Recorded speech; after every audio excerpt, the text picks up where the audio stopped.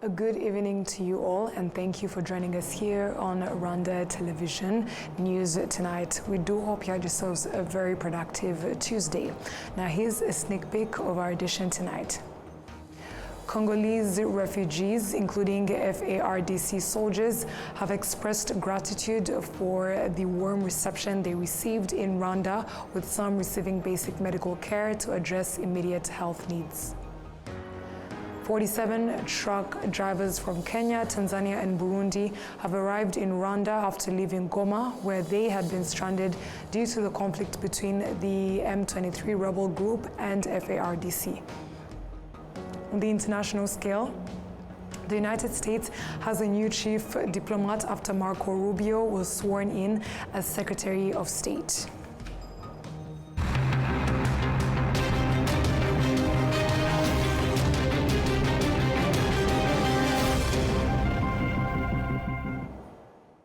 We are glad to be having your company tonight, coming to you straight from the heart of Africa, Kigali. And my name is Martina Abera. I will be taking you through tonight's edition.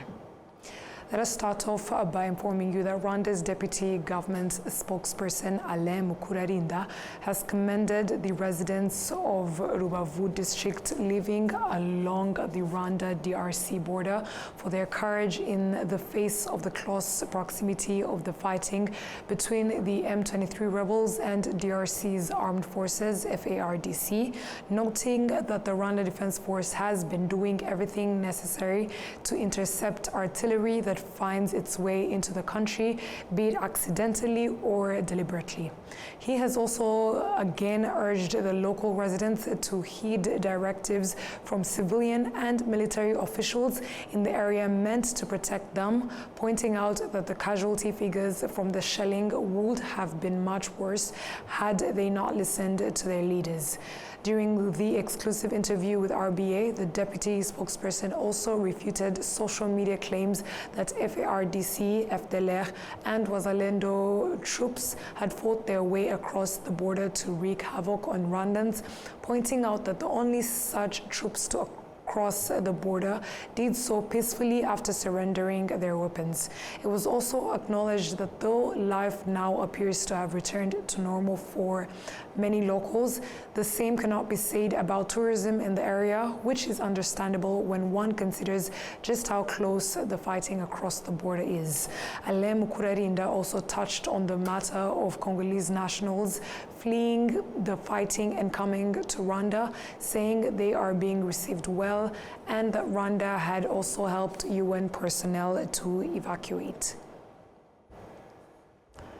Congolese refugees, including FARDC soldiers, have expressed gratitude for the warm reception they received in Rwanda, with some receiving basic medical care to address immediate health needs. At the Vision Jeunesse Nouvelle Youth Center in Gisenyi sector, 133 FARDC soldiers who fled after their forces were defeated and Goma fell under M23 control are currently receiving basic medical treatment and being monitored for their well-being. The first group of FARDC soldiers crossed into Rwanda on Monday, and today additional soldiers, including a lieutenant and second lieutenant, also sought refuge after being dispersed by M23 forces. On the second day of M23's offensive to take control of Goma, while few civilians initially fled, this time a significant number of women, children, and youth unable to endure the heavy artillery and gunfire crossed into Rubavu. They were transported to the Rugerero transit camp with the support of Rwanda's police and RDF. The Ministry of Emergency Management has reported that over the past 2 days, more than 1,200 refugees have been received and preparations are in place to accommodate more if necessary. In Rugerero camp, infrastructure such as electricity, water, and tents for medical services have been set up. Refugees have also been provided with bedding, hygiene supplies, and other essential items to ensure their well-being. Now, on Monday, the M23 rebel group announced its capture of Goma. Civilians and FARDC soldiers continued to seek refuge in Rwanda in large numbers. According to the Rwanda Defense Force, over 100 FARDC soldiers were received and handed over their weapons. Legal experts weigh in on what international humanitarian law says on such Rwanda's swift actions. In an exclusive interview, our colleague Enora Gladys had with Dr. Alphonse Mulefu, a senior lecturer at the University of Rwanda's Law Faculty, tackles on what's next concerning legal implications and procedures. The laws of war, in particular the laws of fighting, again more specifically in the Hague Conventions, there are some rights and duties of neutral states that are not involved in the conflict. If they happen to receive combatants, they could receive combatants in different circumstances. They could be fighting at the border, and they cross the border, but still fighting, and be disarmed by the army of the neutral state, because soldiers of other countries are not supposed to operate on territories of other countries. So a neutral state has the obligation to disarm, and in turn they receive the combatants far away from the theater of the fighting. So in the case of Rwanda, after they've received them, the first thing they had to do, or which they did, I believe, was to disarm them. And those they presume, because they don't have to prove concrete evidence that so and so was fighting, it's based on presumption, they are interned. This is not a situation of prisoners of war, but it is similar, because they are put in a protected area to protect the civilian immunity, because civilians have to be protected because they can seek asylum as civilians. But it also allows for their protection and to ensure that their minimum rights are respected until the hostilities are completed, and they can be either returned to their countries, or they can decide to abandon their military activities and seek asylum in Rwanda. So the obligation of Rwanda is to disarm them, put them in a certain area that is designated for their internment until the hostilities stops, so that they do not go back to the conflict situation. International humanitarian law, by its name, is based on a principle of humanism. So it provides protection of human dignity in a circumstance that is catastrophic, because that is the worst situation human beings can be in, a situation of armed conflict. So that's why the international humanitarian law has provided measures in which, however much you might even be in fighting, if the enemy combatant has put down weapons and sought protection, you are under an obligation to take in that individual as a prisoner of war.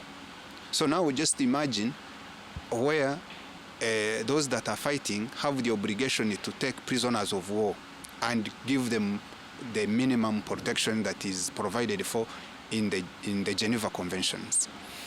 But now Rwanda is not involved in the conflict.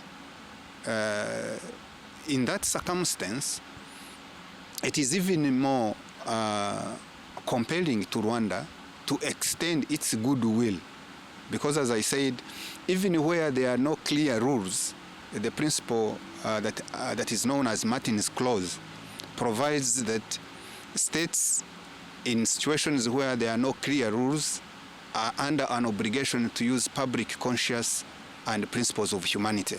So that is what is happening, and it is expected because those who have laid down their weapons and declared their will not to continue fighting means that they are no longer a threat. They are not a threat to their enemy combatants, but they are not also a threat to a third state. The UN Charter prohibits states from use of force or threat of use of force against other states in their relations or on the territory of other states.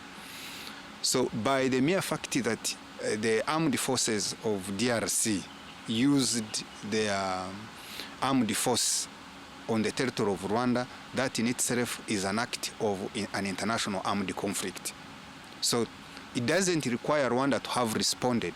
By the mere fact that DRC armed forces used their military force on the territory of Rwanda, that in itself qualifies it as an act of armed conflict that took place at that particular area between Rwanda and DRC. So it is because the situation of armed conflicts involves offensive and defensive. So it's up to Rwanda to decide whether it is going to use its right to self-defense or whether it prefers not to escalate the situation. But the situation that happened is an act of war that was committed by the DRC against the territory of Rwanda.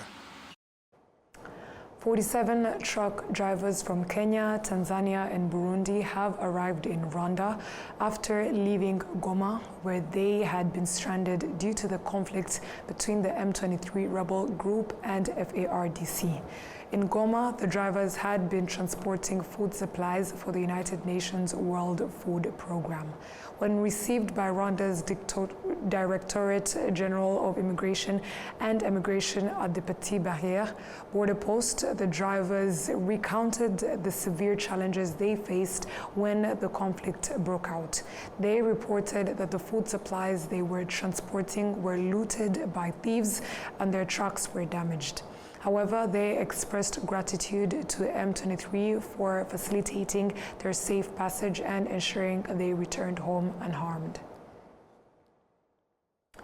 The United Nations has commended Rwanda for its swift response in receiving and assisting its staff who were evacuated from Goma due to insecurity caused by ongoing clashes between the M23 rebel group, the DRC army, and allied militia that include the genocidal FDLR.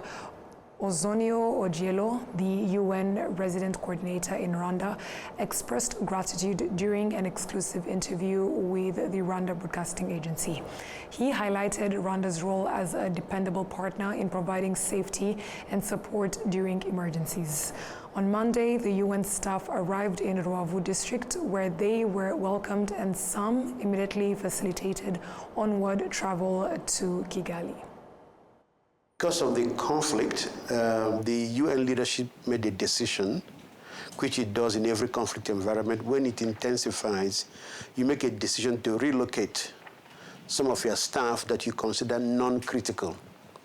So if you look at the functions that are performed in any organization, there are those who perform stuff of a general nature or even of a specific nature, but in the context of armed conflict, the environment is no longer sufficient for them to perform their functions.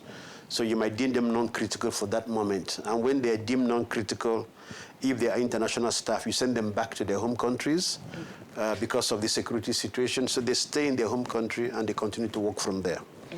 If they are national staff, you relocate them to another part of their country that the conflict is not affected. So the decision by the leadership was to relocate them to another part of the DRC. But there was a logistics challenge because Goma Airport was closed because of the fighting. River transport was not possible and land transport was not possible. So river transport was not possible and land transport was not possible, which meant that the only option was overland through Rwanda. Usually to do this, you need to write formally to the government you want to pass through their territory and to request approval. I can confirm that I held informal consultations with national leadership on Sunday. I received the formal request at 1:25 a.m. yesterday, Monday. And within 15 minutes of sharing that request with our government, I received approval. So first is to thank the government of Rwanda for the very timely approval. Because the security situation was evolving, which meant that the lives of those UN staff and their dependents was threatened, they could have become casualties of the fighting. But by the speed of the decision-making by the government of Rwanda, it meant that they were eager to help to secure free passage for these UN national staff. So they are Congolese nationality, but they are staff of the UN in Goma. Second was that the government kicked in motion a very elaborate preparation process to receive them. So you'll be surprised that by 6 a.m. that same Monday, the entire architecture of government was at the border in Rubavu side. From state security, police, you name that, medical personnel, they were all there.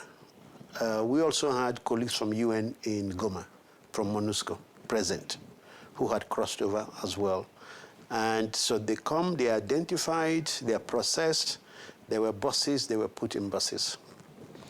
I was also in Goma, in Rubavu, as the head of the UN myself, to supervise the UN support to making this process effortless and smooth. And we were in Rubavu up till 6 p.m. yesterday. A total of about 1,832 UN staff and dependents. So this means them and their family members. And dependents were processed. In Rubavu, we had military convoys. There were buses that had been arranged, so they were taken in convoys from Rubavu all the way to Kigali at King Pele Stadium, where they were processed. At King Pele Stadium, the entire architecture of government was present there as well. All the key ministries were present. Even at Rubavu yesterday, the Minister for Minema and the Permanent Secretary were there physically present, in addition to other departments of government. King Pele Stadium, the highest levels of government was present, coordinated by Minafet through the Permanent Secretary. Inspector General of Police was in charge of a cell. People arrived by buses. They were processed. Rwanda Convention Bureau made elaborate arrangements with various hotels. People were put in buses, taken to the hotels. I had significant numbers of my colleagues from different UN agencies who were also present, who were providing support. I cannot tell you how grateful we are as a United Nations country team in Rwanda to our government for the truly exceptional mobilization of capacities and resources of the government of Rwanda to support these UN staff come through. Because of the nature of the fighting, many of them don't have identity documents. They couldn't come with their national passports to identify themselves. Most of them just had their UN ID cards. Which hotel will you go to that will give you accommodation if you don't have money to pay? But the government made sure through RCB that they were placed in hotels, and more than 30 hotels in Kigali received and housed them, so they are here.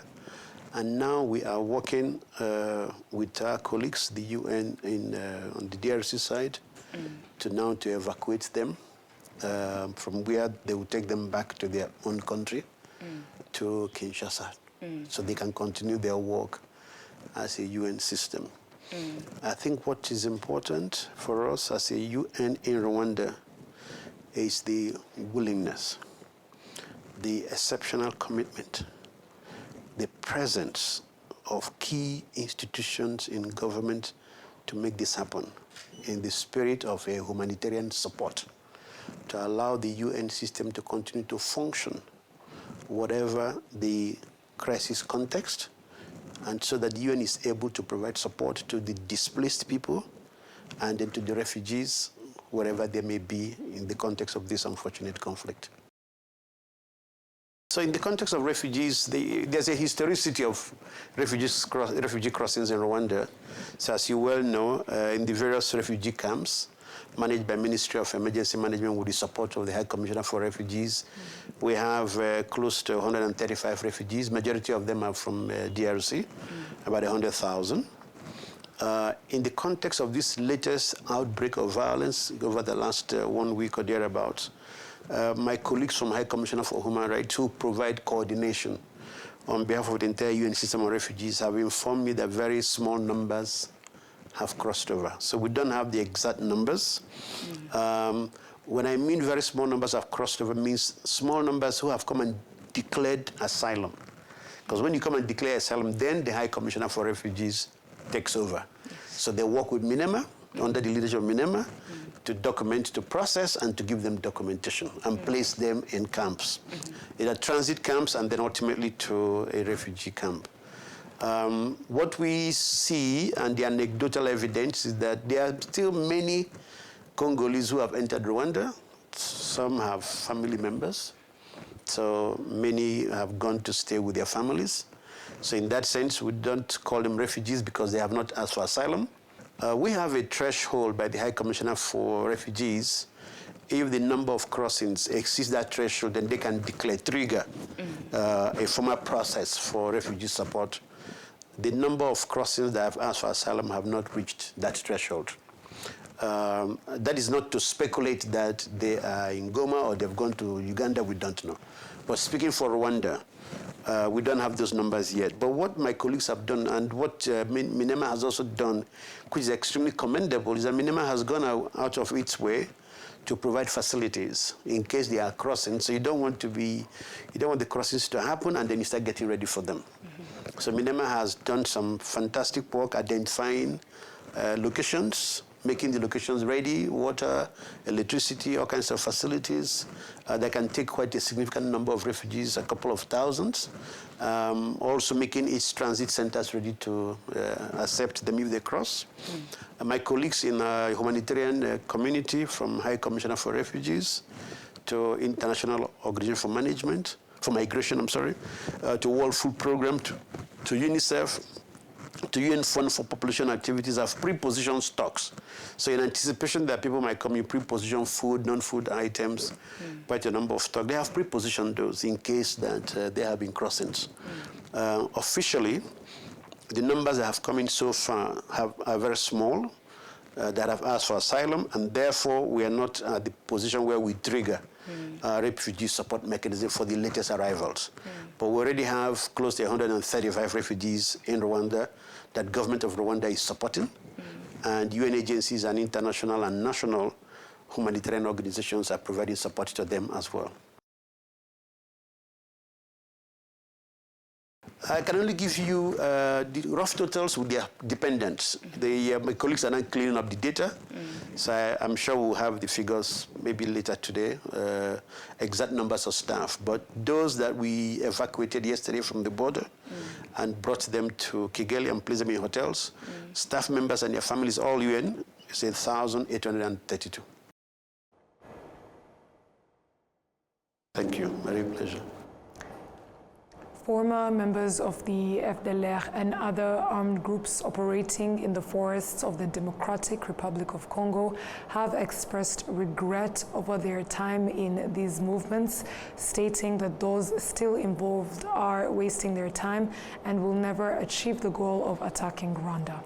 They urge their former comrades to abandon the false prophecies of those who hold them hostage, particularly perpetrators of the 1994 genocide against the Tutsi, who continue to mislead them into believing they can seize power in Rwanda. Women and children, often taken hostage by the FDLR and forced into violence and looting, also suffer significantly. Those at the Mutobo Center under the National Commission for Demobilization and Reintegration have been sharing the severe impacts of their forced involvement with the terrorist group. Former fighters explained that the leadership of the FDLR, largely composed of individuals responsible for the genocide against the Tutsi, uses deceptive prophecies to manipulate their followers, falsely claiming that they will eventually take control of Rwanda. The head of the Mutobo Demobilization and Reintegration Center confirms that returnees receive vocational training, financial assistance, and other support, enabling them to successfully rebuild their lives in different parts of the country. Since its establishment in 2001, the Mutobo Center has reintegrated over 12,400 former combatants from armed groups in the DRC, facilitating their transition back into civilian life in phases.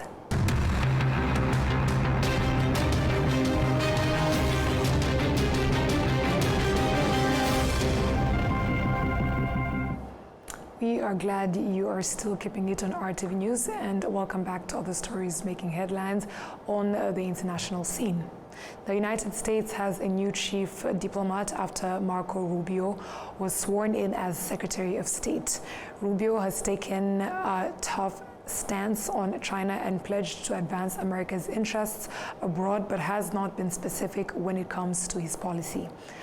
South Africa's President Cyril Ramaphosa says he is confident, though, in his country's relationship with the U.S.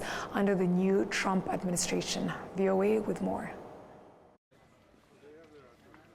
It might have been chilly in Davos, Switzerland at the recent World Economic Forum, but South African President Cyril Ramaphosa said he expected warm relations with the United States under President Donald Trump. President Trump is a great deal maker, and so am I. So we will be able to work together. But not everyone shares his optimism. Analysts predict that Pretoria's cozy relations with Russia, neutral stance on the Ukraine war, and International Court of Justice case against Israel over Gaza won't sit well with the new U.S. administration. Now, for the past administration, the consequences of South Africa's relationship with Russia, with China, with Iran, and, parenthetically, with the International Court of Justice, were seen as irritants, and they were seen as things that make the climb up the hill harder, but they weren't seen as breaking point questions. Under the Trump administration, they certainly will, as the State Department, be watching that very carefully. South Africa is also a staunch member of BRICS, the group of emerging nations that includes Russia and China.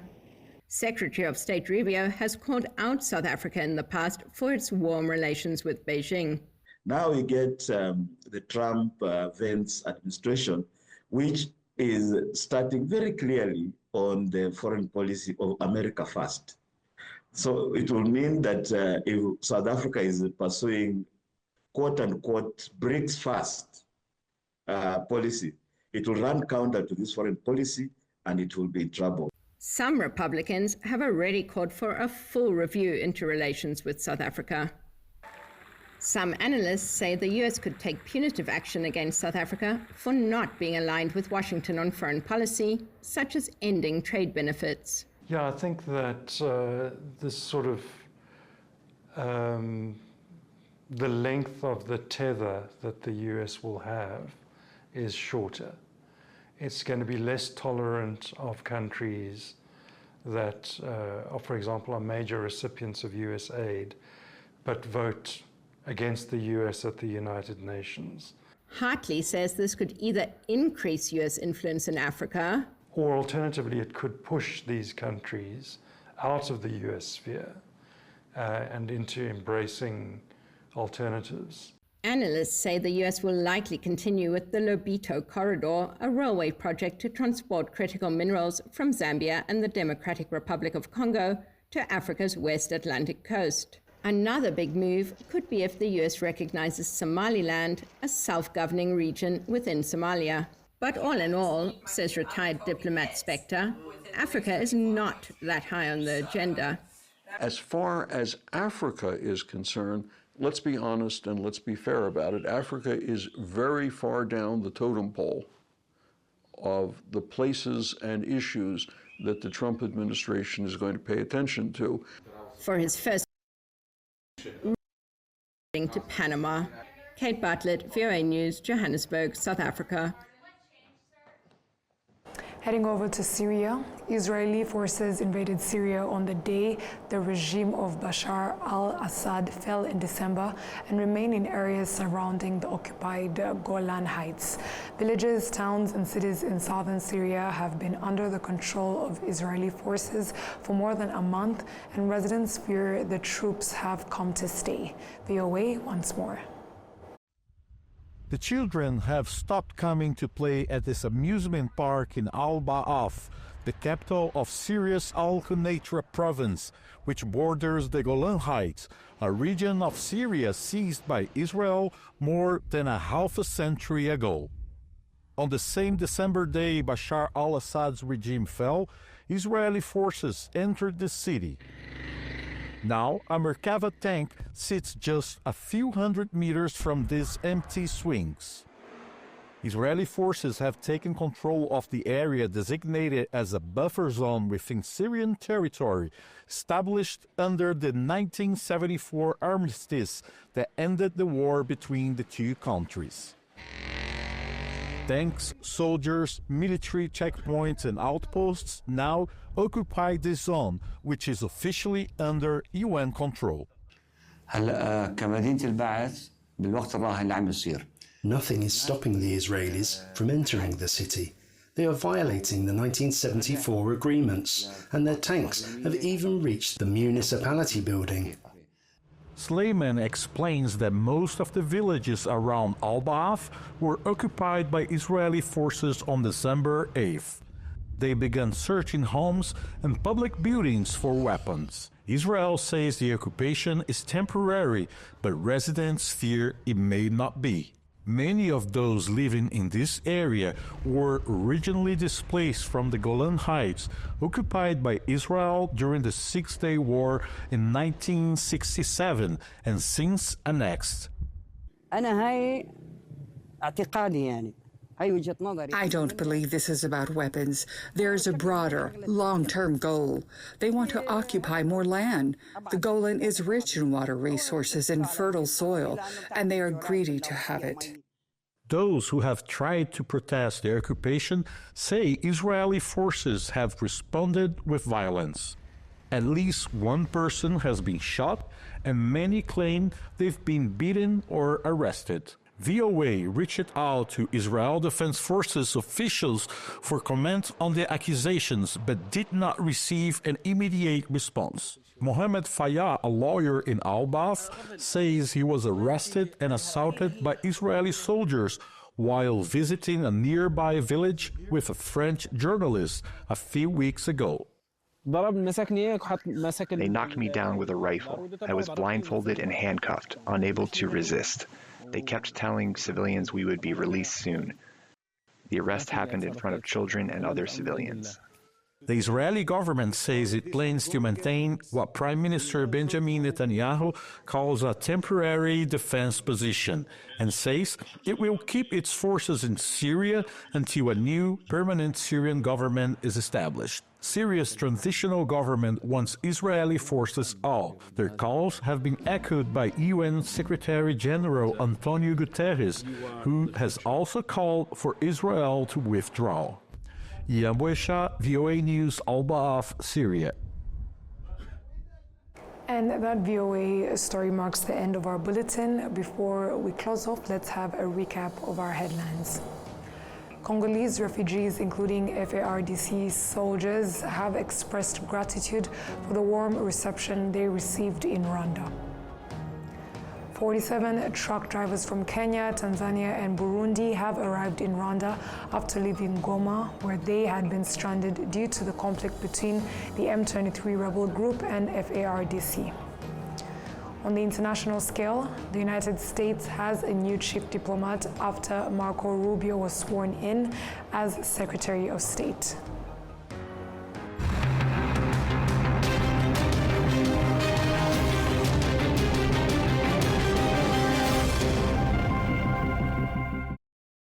Once again, would like to thank you for sticking with us on RTV News. And I who brought you the news is Martina Abera. Stay safe and have a great night.